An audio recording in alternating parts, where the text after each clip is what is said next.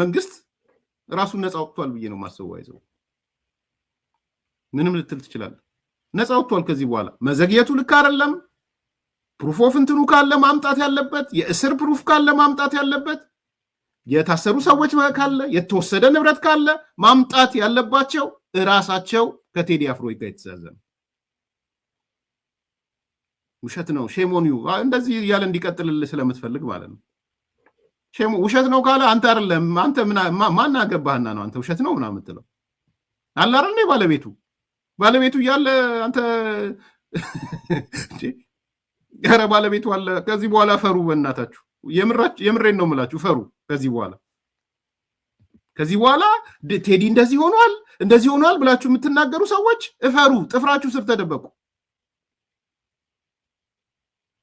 ወይስ እሱ አንደበት የለውም የሱ ሰዎች ማኔጅመንት አንደበት የላቸውም አንደበት እንደኔ እንደምሰማው የሱ ማኔጅመንት ሰዎች ሚዲያ ላይ ብዙ ኤክስፒሪየንስ ያላቸው ምናምን ናቸው እኔ ምሰማው እነዚህ ሰዎች ወጥተው ኮንቴንት ዋይዝ ምንም ችግር የለውም ባይዘው ይሄ ሀገር ሞተች ምናምን አለች እሱ ዛሳብቱ ሂም እሱ የፖለቲካ መከራከሪያ ነው ስለሱ አይደለም መግለጫ ይስጥ ያልኩት እኔ ግልጽ እንድትሆኑ ለምን ሀገር ሞተች አለ ለምን እንደዚህ አለ እሱ አይደለም እሱ መብቱ ነው 100% ያኔ ክርክር እንገባለን ከኔጋ ሀገር ሞታለች ብሎ ቢወጣ ሀገር አልሞተችም ብዬ መከራከሪያን አመጣለሁ እንዳልሞተች ሁሉ አሳያለሁ ካለ እኔ ገባኝ ከንጋታው 11 ሰዓት ነው የሚለው ነው የገባኝ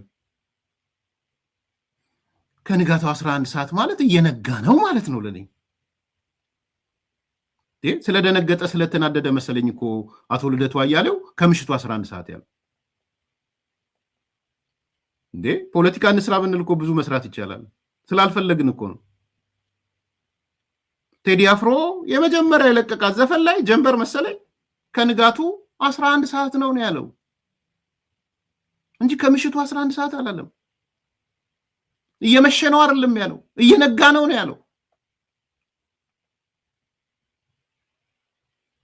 ምን ማለት ነው እየነጋ ነው አምናለሁ ነው እየነጋ እንደሆነ ኤርሚያስ ለገሰን ብትጠይቁት ከማየው ነገር ተነስቼ እየነጋ ነው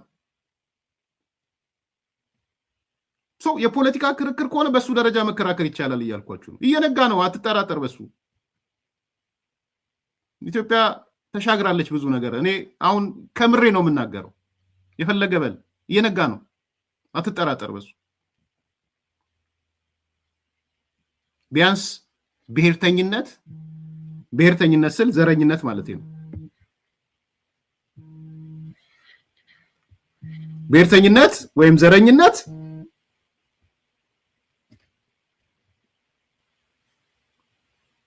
ትልቅ ሚና አለው ዘንድሮ እኔ ከማየው ነገር ተነስቼ የብሔርተኝነት ማዕቀፍ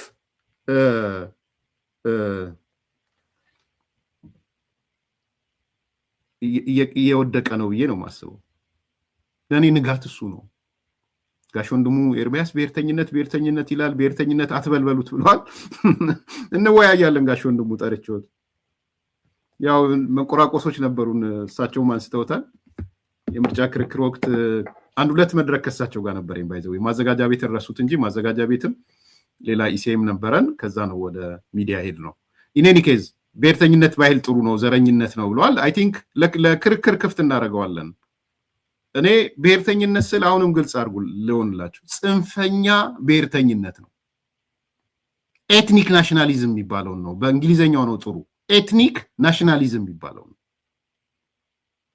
ወይም ደግሞ ጥሩ አማርኛ የብሔረሰብ የቴዲ ግጥሞች ተቀምጠው አሁን ባንዲራይ አንሳ የቲፒኤልኤፍ ሰዎች ባንዲራይ አንሳ አሁን ፕሮግራም መስራት አለባቸው የፖለቲካ ድህነታቸው እንደተጠበቀው በቃ የሆነ ነገርን እስካናወጠልን ድረስ ምን ችግር አለው እስካላሉ ድረስ ኢትዮጵያ በእድሜ በአይኔ በኔ እድሜ ስትፈርስ ማየት ፈልጋለሁ ያለ ሰው ደግሞ ደጋግሞ አንተን እያነሳ ሲመጣ አረጋገጠልኝ ኢትዮጵያ መፍረሷን ብሎ ሲል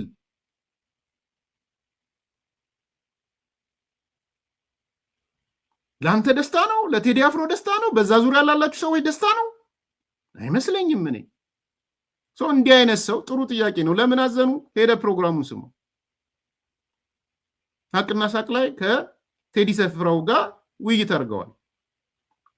ይደስማው ቅሬታቸው አልገባኝም። መሀል ወጥቶ ዳሮነ ተደረገ የሚባለው ማንን ነው? ማህበረሰብን ነው ወይ ብለው ጠይቀዋል። ወንድሜ አልገባኝም ብለው ኢትዮጵያ አልሞተችም፣ የኔ ኢትዮጵያ አልሞተችም ብለው ተናግረዋል። ሞተች ሊለኝ አይችልም። የትኛው ሰንደቅ ዓላማ ብለው አንስተዋል። የእሳቸው እይታ ነው።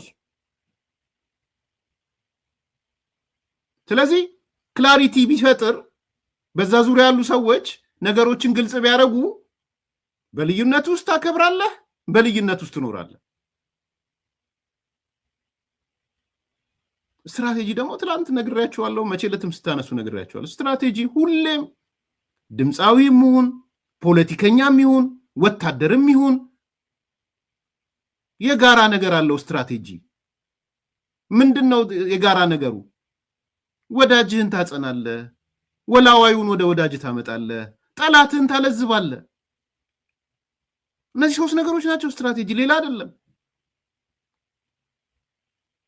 ስለዚህ በዚህ ስትራቴጂ ውስጥ ወዳጅህን አጽንተህ ሊሆን ይችላል። በእውነት መሀል ላይ የቆሙትን ወይም እንደዚህ የሚሉትን ወደ ወዳጅ አምጥታቸዋል። ጠላት የፈጠርካቸው ጠላቶች የሉም። እድል አልተሰጠም። እዚህ ጋር የጎራ መደበላለቅ የለም፣ አልተፈጠረም። የጎራ መደበላለቅ በጎራ መደበላለቅ ውስጥ የሚተርፍ ትርፍ አለ። አላዋቂነት ነው። በጎራ መደበላለቅ አተርፋለሁ የሚል አካል ካለ የጎራ መደበላለቆችን የተመለከት ነው። የኢትዮጵያ ታሪካዊ ጠላቶች የምንላቸው ሰዎች ሲደሰቱ ነው ያየ ነው። ይህን ያየ ነው። እደጋግማለሁ፣ ውጣ ከዚህ ክላሪፋይ ሲደረግ ስለማትወዱ ነው። እና እኔ ምን አይነት አስተያየት እንዳላችሁ አላቅም፣ ግን እነሱ የፈለጉት በዚህ ሆይታ በዚህ ጩኸት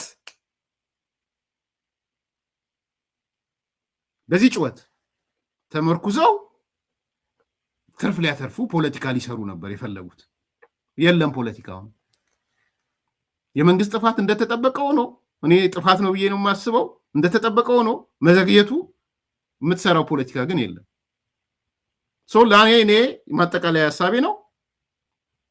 በርደን ኦፍ ፕሩፍ አሁን ከዚህ በኋላ ኳሷ ያለችው ቴዲ አፍሮ እግር ስር፣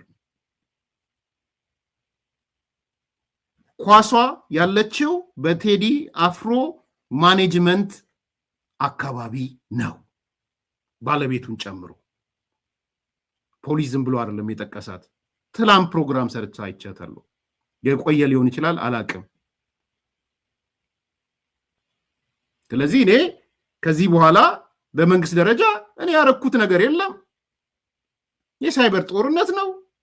ይህን ጦርነት ለፖለቲካ ፍላጎታቸው የሚጠቀሙ ሰዎች አድርገውታል። እኛ አልጠረጠርነውምም። በተጠርጣሪነት ሊስት ውስጥም የለም። የእሱ ምርመራም የለንም። በሱ ዙሪያ የጀመርነው ምርመራ የለም። ይሄ የሳይበር ጦርነት ነው። የተወሰነ የፖለቲካ ፍላጎት ያላቸው አካላት አርቲስቱን ተገን አድርገው መጠቀሚያ አድርገው ሊጠቀሙ የፈለጉት ነገር ነው። የሳይበር ጦርነት ነው። የሳይበር ጦርነቱ አካል መሆን ይፈልጋሉ። በድምፃዊ ቴዲ አፍሮ ዙሪያ ያላችሁ ሰዎችም እሱን ጨምሮ የሳይበር ጦርነቱ አካል ናቸው አይደሉም? ስለዚህ እኔ ከዚህ በኋላ